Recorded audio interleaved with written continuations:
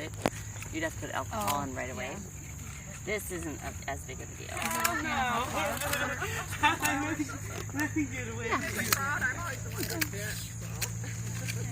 And you could even tincture it dry.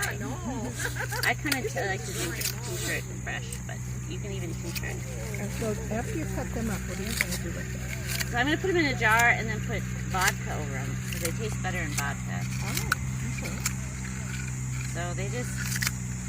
And you fill up a jar and... You fill it up all the way, and then what you will see, because there's so much holes in this and there's air, that you really have to get the air out. So you have to shake up your... because of the bubbles that get Because trapped. of the bubbles, so you need to get rid of bubbles. Yep. Because bubbles will You could cause... use these as straws, technically. You can, well, they're short straws. Yeah. Because they have little joints in them. In the- So, Oh, the joints aren't... Yeah. So it's not like a reed. So then when you put it in the alcohol, then you shake it to get the bubbles out? yeah. Or you... Or you could put a stick in. Yeah, so I often use a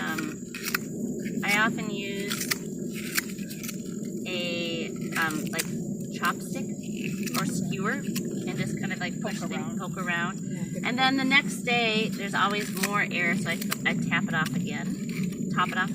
Sorry, I tap it and top it off.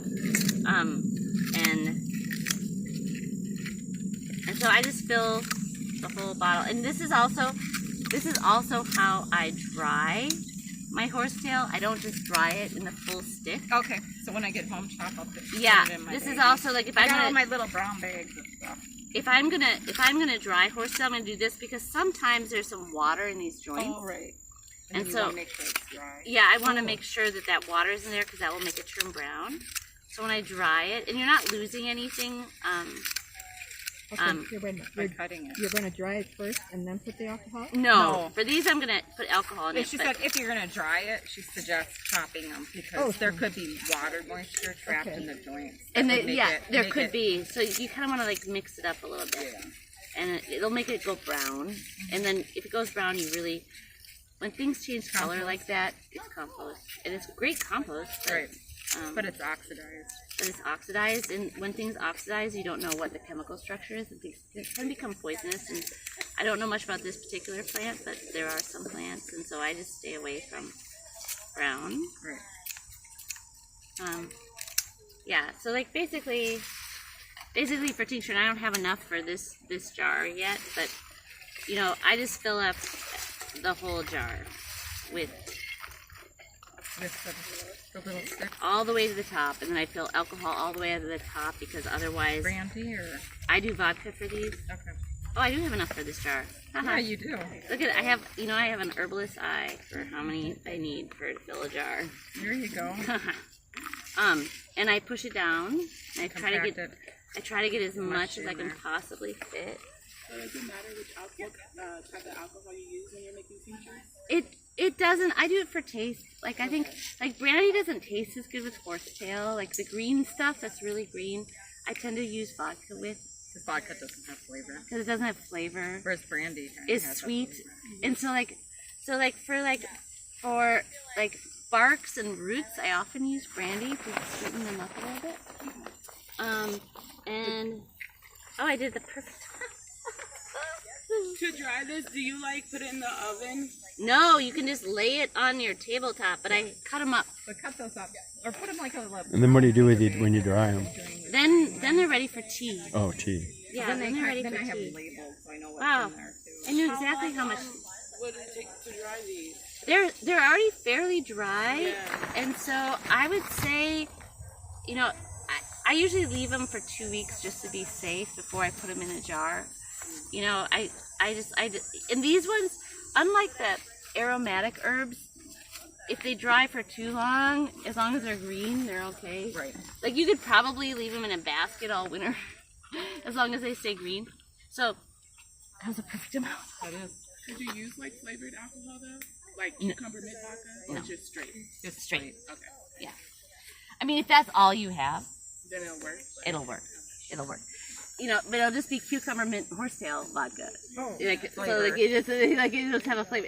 It'll still work. It'll still get the medicinal properties. I tend to not do that because you're getting cucumber medicine on top of it, and I like to, right? Yeah. And sometimes there are things, that's a really good question, because sometimes there are things, there's a reason I don't tincture my stuff together, because some things can stop the absorption of another plant's constituents. So if you have like high tannins, does anyone need a bag? I have like extra, I brought bags. Extra bags, okay. I'll take a bag. Alrighty. Choose your, yeah, you can cut them, yeah. We can have one of the candles. I mean, I just have down here has oil in it. But there are extra bags there. You can choose whatever bag you want. Erica, going back to the tincture, you put the alcohol in. You leave it in, you strain it out. 6 weeks. 6 weeks you hold. Okay. 6 Vanilla, weeks. just like your vanilla, Mom. Just like your vanilla. So 6 weeks. So that will go into alcohol for 6 weeks. Okay. And then you strain it. Then you strain it out. And And then you have there's your tincture. tincture. Then 15 drops And then a 15 dose. drops a dose. 15 droppers. 10 to 15 drops. And then you can put it on topical for ganglion cysts and other cysts in the body, and we'll get rid of those. Yeah. So, super.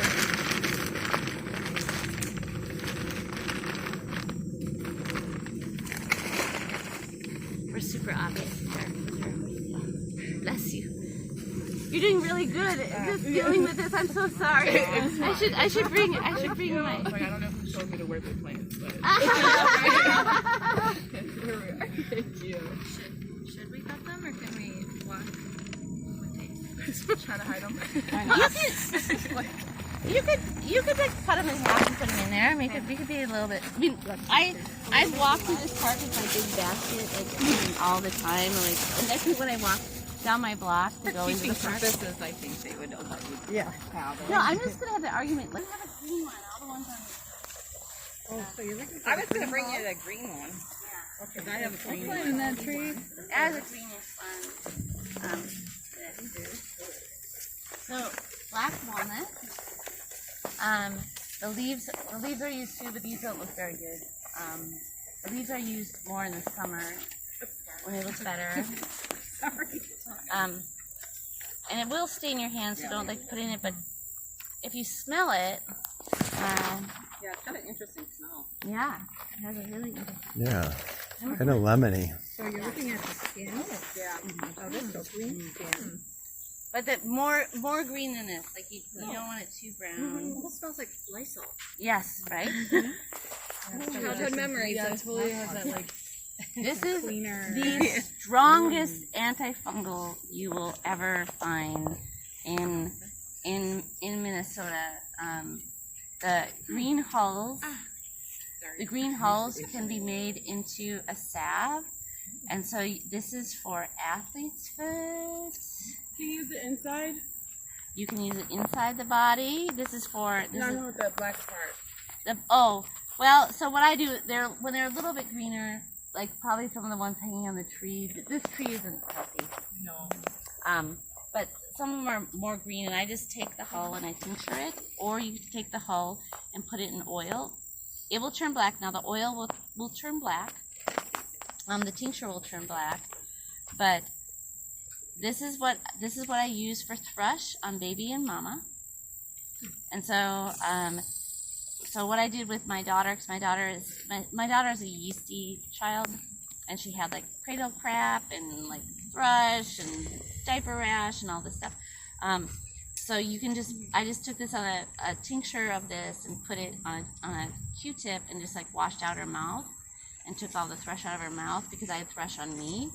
And then I took the tincture and put it on my breast because my breast and it was painful and awful. And then you can also put it on baby's bottom as well. And I got rid of our thrush issue in basically 24 hours. It was pretty amazing and wild. And like, a lot of the books say like put yogurt on your breasts and go out into your yard in the sun. And I was like, my neighbors will love that. That's fantastic. That'll be great. Like, Do you know if it can be used topically for dogs? yes, it can also be topically for dogs. And so the green hulls. So I also have made. How do you get to the hulls? Well, the hulls, it's in there. I don't want You to get just my hands dig it wet. apart? So I wear gloves. I wear gloves. gloves, and then I chop them up, and then the nut is in there. Okay. And so like this is the hull of the nut. This is the hull. Oh. Yeah, this outside part. And Inside a shell. But you use the nut to tincture. no, I use the shell. I use this. The whole thing. What do you The do hull. with the nut? Well, you can eat the black walnuts are really good for you, but it's really hard with the nut. It's really hard to get them out, and so my neighbor, when I lived at the farm, who is 80 years old, he used to put down a piece of plywood, and I've tried this too, and I'm not as successful with it because I didn't have a big truck. But and he put out a piece of plywood and drove over them. I heard of Wow. that. Yeah. And they're so little. They're a hard nut to break. I don't know how squirrels do it. I think Like they shoot through the hull. Well, I know yeah, they but they to just have the nut sharpest teeth. Squirrels have the sharpest teeth. I don't know how they do it. Yeah. And they're really good for you. They're actually a really great. They actually think that like the black walnuts and stuff. They like as far as nuts go, they always think of them for the brain because it actually looks kind of like a brain inside there. Like it's really kind of interesting. So that is like one of the things. It's it's really good for athlete's foot. And anything yeasty. For anyone that has like chronic yeasty stuff, you can do the tincture. I wouldn't do a tea, like it would stain your teeth black. But I'm making a tincture because you can use that topically, and it doesn't seem to stain the skin weirdly. And then the other thing I use it for internally, and we don't know why this works, and some people say it's because the iodine, because the dye that's actually in this is iodine. And so you could probably also purify your water with it, although people haven't tried that. I mean, I'm sure, but it's like the reason it dyes things black is because of the iodine. But it's really great for hypothyroid. And that has been figured out from people in the South. And this is one of the main ingredients in a hypothyroid formula. And I've worked with thousands. Even in a tincture because the minerals don't come out? Yep, even in a tincture. And so I have worked.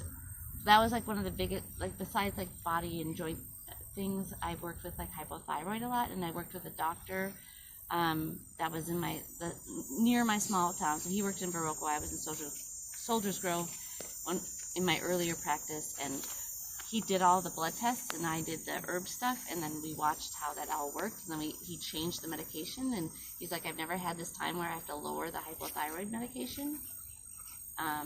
And there's a few people that didn't work for, but like we did all the blood tests and like worked together on it, and this lowered. Some people got off thyroid medication, some people didn't. But they're at a lower dose of it, and so if their thyroid completely did not function, that was not going to happen. But if it was just a mildly lower thyroid, it works really well. And I don't know why black walnut does that. There's no research or study on it, but there's lots of things with it. So. These things that people curse for staining their cement driveways actually have a lot of use to them. And then, you can put them in oil for like the topical use on like feet, and it's a good remedy for toe fungus and other funguses. So if there's any kind of like fungal issue or fungal rash or anything like that, these are great. Yeah. And you can just smell it too, and the leaves have that same smell. The leaves have that same smell. Whoa, it almost got you. Because you made fun of it. So it's the red juniper. And I'm trying to look for one of the little balls on it. What's the name of I this see. tree? This is With the berries? Juniperus virginiana. And it's red cedar, but it's not a cedar, it's a juniper. And the berries are the ones that make tin. So, and the berries and the juniper itself, like in kind of like tea or larger doses, are abortifacient, but so don't often utilize that much. But oh, here it is. Oh, burdock. You're not gonna let me get you. I know, those things are so terrible. I know. They always get never me. get them in your hair. I'm serious. Like, never get them in your hair. They always get all over my clothing. This is burdock? Yeah, they are like terrible. Like stick to you. Always see. Yeah. So this is the little ball that cedar apple rust comes out of. And it's attached to the tree. You don't have And and it's like it's I don't know why it's called a rust, but so this is what is making the rust on that tree over there. And then what will happen in the spring, and it's really disgusting, is it starts to like ooze out brains. It's like, and it has this like really gross, like hanging, like weird stuff that comes out of it, and it's like slime. So if you ever see that on the tree, like don't be too scared, but it's called cedar apple rust. So I can pass that around. And I don't know if it's used for medicine. I've never. There's just a few on the tree? Yeah, there's a few. There's probably more up there I can't see. But it's a berry. It's not a berry. They call it a rust. I mean, it's like it'll start. If you look, it's around May. Parasite? It's a parasite on maybe the tree. And it transfers. I have to figure out what a rust is. Yeah. I have to figure out. But it'll transfer now from the hawthorn back to this tree, and then it will transfer back to the tree to the hawthorn and apples, and so it never goes away. And so they just like keep feeding off. So it like sends it. It sends its life cycle. So it sends its spores for its life cycle to the apple trees and like the hawthorns and everything in that family, and then the spores are sent back to this tree, and then it hosts it, and then it sends it back. It's got it figured out. It's kind of It has it, and I don't know why it needs to do that, but that's kind of an interesting thing. So that's what makes the little thing. One last thing. This is. I know it's not fun. This is stinging nettles. Ooh. Oh. And this is my favorite nettle patch to harvest in the spring for eating and making soups and all that stuff. You cannot eat nettles, stinging nettles, when it's like this. You can't use it for medicine either. You can't use it for medicine. But we can go in the shade, but I just want to show you that. We'll go in the shade. So they're not green? So, but these seeds, which still might have some stinging quality to it, so I let them dry a little bit, but these are an adrenal tonic, and so if they will give you energy, and you can dry them up. They're kind of, I won't put them, I will refuse to put one in my mouth because it always turns out bad. But you can put them in smoothies or like soups or things like that, and it will actually like help the adrenals. And nettles itself is harvested up until it's like 2 feet high, and it's really a strengthening medicine. It's one of the first medicines everyone. So that's different than stinging nettles? That is stinging nettles. Oh, okay. Nettles. I just call it nettles. So you can eat So it's nettles. too high right now? It's too high. This is once it seeds, it has a chemical in it that will harm the kidneys. Okay. And right now, even these seeds are stinging my hands. So don't put these in your mouth, even though you have to dry them. And once I've bumped into them, and then you kind of get the chills from them. Yeah. Well, you get the sting. Yeah. See if it stings. It's like a little hot. It's a little hot. Yeah. So the other thing with stinging nettles is that in the spring, like if you're doing your garden, and you want to get rid of them out of there. The roots are actually a kidney restorative. And there's actually been research at Johns Hopkins University, and it takes down creatine levels of like a kidney that's starting to fail, and it's amazing. Like people have brought people back from like almost failing kidneys with the root of stinging nettles. So it's pretty fantastic, and there's actually research on that. Okay, the roots would be like a tea or tincture. Either one. Either one. And so like high creatine levels, like it'll like actually like lower those down, and it's pretty. It's kind of a new discovery of nettles, but nettles has high in magnesium, high in like all the minerals, is a superfood of our Midwest, and so this is a great patch to harvest from. There's no chemical spray on it. It's far enough away, and there's plentiful nettles, and I do a month challenge with my kids to eat nettles and something every day, so we make a lot of different recipes, and this is the patch that we go to, and we harvest nettles, and you can harvest it with gloves or not, but you will have stinging hands in the spring when it's short. So this is like so right in like April, when it starts to warm up, you'll have like they'll even be a little bit red, and like green nettles, and they're just like it's better than spinach for you. Like it is like it'll like strengthen you. The leaves. Yeah, it's fantastic. But most herbalists give nettles for anyone who's exhausted, for anyone to help grow hair, nails. It helps for the skin. For anyone, mixed in formulas for anyone that has like severe menstrual cramps because it has all the magnesium in there, muscle cramps, restless leg, energy levels, kidney issues, all that stuff. So it's just kind of a lot there. Yeah. So think about nails. Okay, I'm going to try to walk away from this. I don't think it.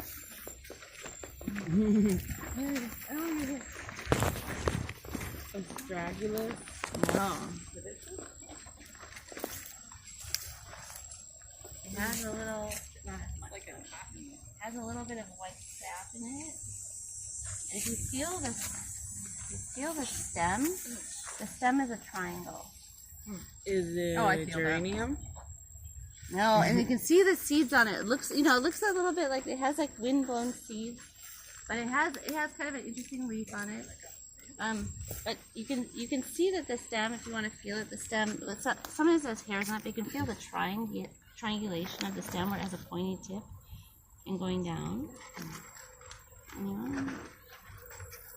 So triangle. And what is it? Wild lettuce. Oh. Wild lettuce. It has seeds like that, and so it's not harvested now. It's usually harvested earlier before seed. But it has different shaped leaves. So here's a wild lettuce. This is usually the leaf shape you'll see. Dandelionish. Yeah, kind of dandelionish. Yeah. But dandelions don't have that kind. So obviously near the top, they're like. That one's in the shade. I think they're more wonderful antispasmodic. We'll talk a lot about it.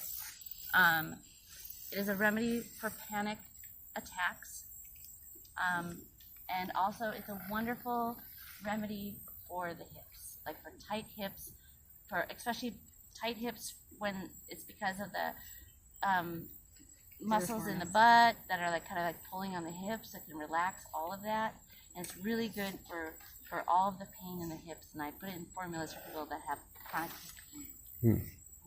Okay, so you harvest in the spring of the I harvest it in July, into July. and if you needed it now, you could. I just wouldn't. Oh my god. The tree doesn't like us. Oh, Did you get hit? It's shedding. If you need it, if you needed it now, you could. the leaves. Yeah, the leaves. But I actually would just harvest the whole stem. I mean, it's gonna die anyway. It's an annual. And then just cut off the flowers, or the seed. I know, right? You don't want the seed. But we'll talk more about. It's a nerve. What kind of flower color is that? Yellow. Yellow. Just color. yeah, Okay. yellow. But yeah. I mean, I would look for like if I were to harvest right now, if I needed more wild lettuce, I would take those 4 because they look gorgeous. The tall ones, but they just look. If you were to harvest it today, like I would choose those 4, and because they look gorgeous and beautiful and healthy and happy, and maybe that one and that one back Oh, there. healthy. So like, and that one has some brown on it, but those ones look amazingly happy and healthy. And then you just take the whole plant. Yeah, not the root, but then just cut off the seed. So the stem, you want Yep. just the leaves. And then you just dry them. Dry, they're not as good dried as tincture, weirdly, but you can. Oh, can okay, dry so them. you take the fresh and tincture it right away. Yeah. Oh, okay. Fresh lettuce tincture. And they're weeds, like no one's gonna be upset with that. There's another question about allergy related rhinitis.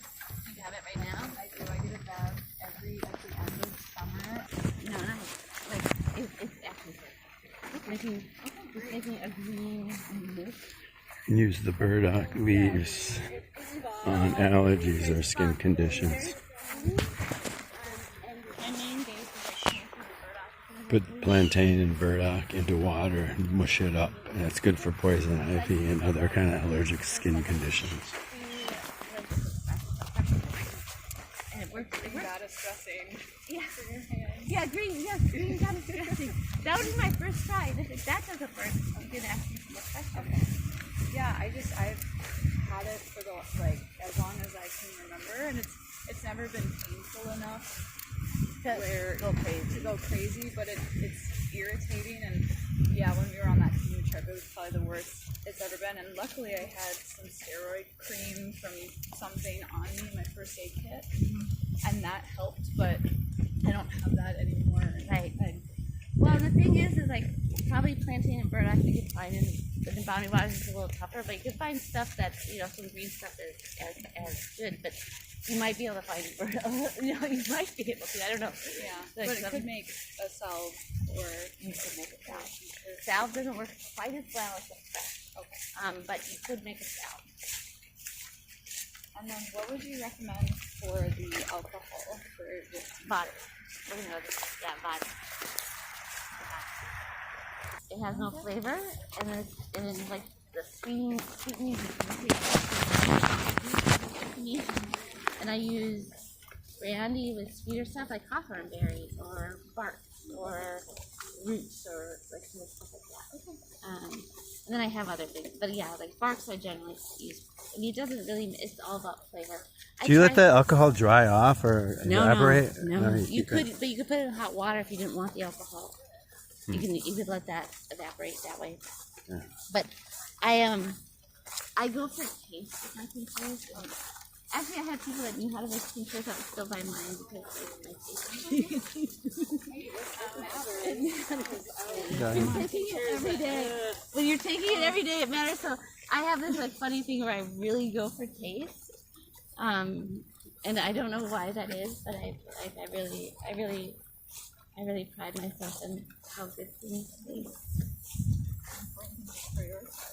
I don't know if it's important, but for me, it all works. True.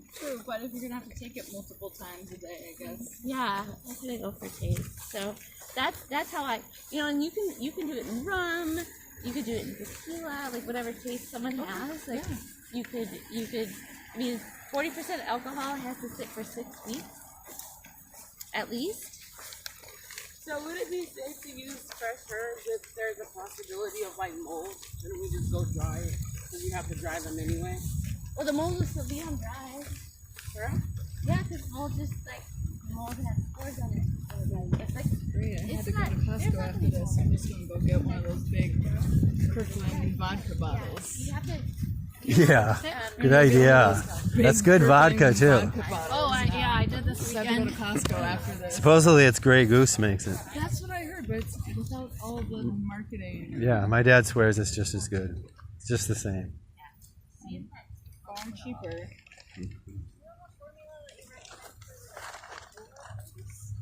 Yeah. I would put balsam. Either way, it's still on my tongue. Mullein. Ah! Hazel. And Yeah. I am not.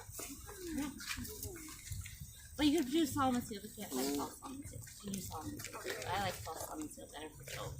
But when you make tinctures, how long do you have to let the alcohol soak for? 6 weeks. 6 weeks. Oh. At least. I mean, it could be 8 weeks. Could be 8 weeks. 6 weeks.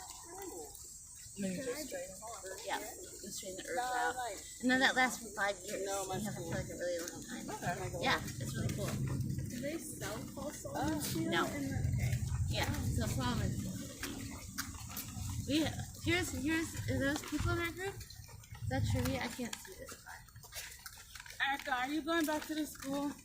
I am not. You need to ride back to school? Yeah. Would anyone be willing to drop Jerisi off at school? Like down that way?